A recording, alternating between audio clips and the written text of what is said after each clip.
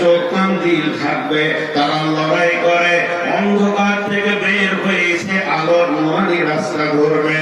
কিন্তু যারা কাফেরের সঙ্গে হাত মেলাবে, যারা আপোষ শক্তির সঙ্গে শয়তানি করবে, যারা বিদ্রোহ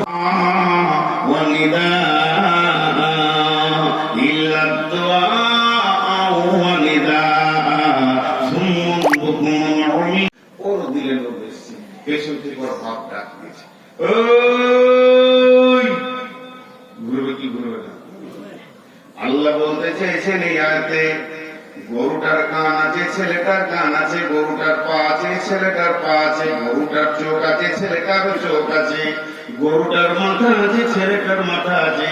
যে সাউন্ডটা এখান থেকে ওখানে পৌঁছালো, ছেলেটা যত পরিমাণে শুনেছে অতটা পরিমাণেও গরুটা শুনেছে। কিন্তু ছেলেটা আর টমেটোর নিল না, আর বেড়া ভাঙলো না, ওখান থেকে ঘুরে চলে এলো আব্বার কাছে।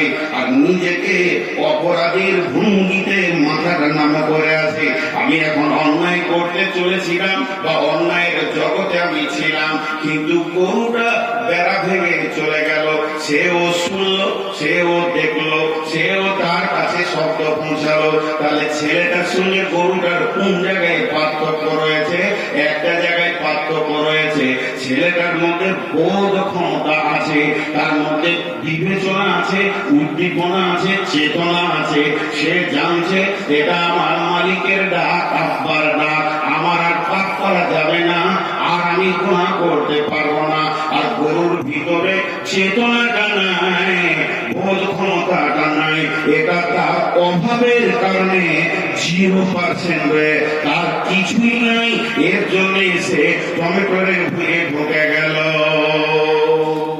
রঘুপুরে মসজিদে আজান, কলসন্ডা মসজিদে আজান, বিলবাড়ি মসজিদে আজান, অত্র এলাকায় যত মসজিদ আছে সব মসজিদ আজান তোলপার করছে। হাইয়া আলাস সালাহ,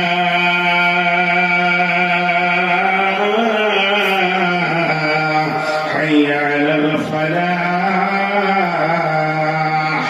আয় তোরা নামাজে আয়, আয় তোরা নিষ্কৃতি নিবি আয়। এটা কার ডাক? এটা মালিকের ডাক। এটা কার ডাক? আমাদের